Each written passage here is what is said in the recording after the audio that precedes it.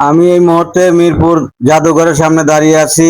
আমার পিছনে দেখা যাচ্ছে, দেখেন ওই যে জাদুঘরের ছোট্ট গেট দেখা যায় নারকেল গাছতলা দিয়া, যেটার নাম নাকি আপনারা শুনেছেন জল্লাদখানা নামে সবাই জানে। আমি এখন জল্লাদখানার ভিতরে যাব, চলেন যাই দেখি ভিতরে কি দেখা যায়। বন্ধুরা, এই জল্লাদখানা প্রবেশ পথে দুই পাশেই লাল সাইনবোর্ড দেওয়া আছে। জানা যায় এখানে লেখা আছে 1999 সালে এটা খনন কাজ চলে, সেখান থেকেই এটা নির্মিত জল্লাদখানা নামে পরিচিত হয়। আর এই জল্লাদখানাটা উন্মুক্ত করে দেওয়া হয়। দেখেন ভিতরটা কিরকম, কিছুটা আন্ডারগ্রাউন্ড সিঁড়ির মতন দেখতে, নেমে যেতে হয় নিচে, তারপরে চারিপাশটা দেখা যায় কত সুন্দর পরিবেশ। যদিও জায়গাটা বেশি বড় না, ছোট জায়গা, কারণ এখানে তো পাক বাহিনীরা মুক্তি বাহিনীদের গণকবর দিয়েছিলেন। হানাদার বাহিনীর হাতে নির্মম হত্যার শিকার হয়েছিল মুক্তি বাহিনী, সেই থেকে এটা জল্লাদখানা নামে পরিচিত হয়েছে। জানা যায় 1999 সালে সেনাবাহিনীরা জানতে পারে যে এখানে গণকবর। সেই সময় সেনাবাহিনীরা এখানে এসে খনন কাজ চালায়, খনন করে অনেক ডেড বডি কঙ্কাল উদ্ধার করে। সুনির্দিষ্ট কোনো প্রমাণ নাই কতগুলো এখানে কবর দেওয়া হয়েছিল।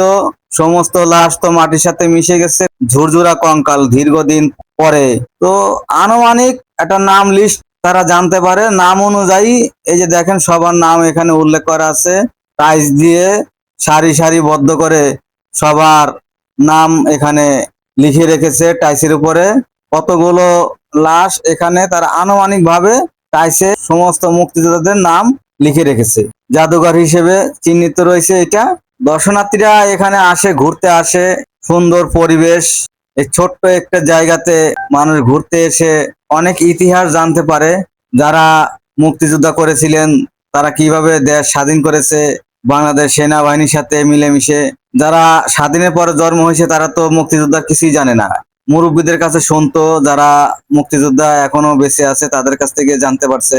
তো এইভাবে মানুষ এই কথাগুলো যারা এখন জানতেছে, দেখতেছে, শিখতেছে, তারা পরের প্রজন্মদের শিখাইতে পারবে, জানাতে পারবে, বলতে পারবে যে পাক বাহিনীর হাতে মুক্তিযোদ্ধারা কিভাবে হত্যা হয়েছে।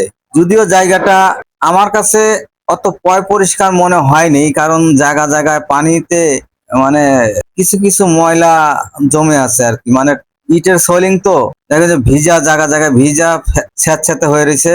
এখানে পাবলিক টয়লেটের ব্যবস্থা আছে। এখানে একটা লোক রক্ষণাবেক্ষণের দায়িত্বে আছে, সবসময় এখানেই থাকে।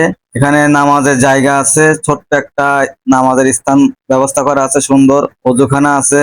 এখানে একটা ছোট্ট একটা অফিস রুম আছে। মাঝে মধ্যেই, প্রায় সব সময় মানুষ আসে না, তো বিকাল টাইমে একটু মানুষজন আসে, ঘুরতে আসে, দেখতে আসে জল্লাদখানা কেমন দেখতে। আমি আগেই বলে দিচ্ছি, এখানে কিন্তু কোনো কবর নেই, এটা ছিল গণকবর। এখানে মুক্তি বাহিনীদের গণকবর দেওয়া হয়েছিল, সেই কারণে এটা জল্লাদখানা নাম দেওয়া হয়েছে। এখানে আসলে যে কবর দেখতে পারবেন, এখানে কোনো কবর দেখতে পারবেন না, এখানে জাস্ট এই স্থাপনা দেখতে পারবেন। তো ভিডিওটা এখানে শেষ করছি। কেমন লাগলো জল্লাদখানা কমেন্টে জানাবেন। সবাই ভালো থাকেন। আল্লাহ হাফেজ।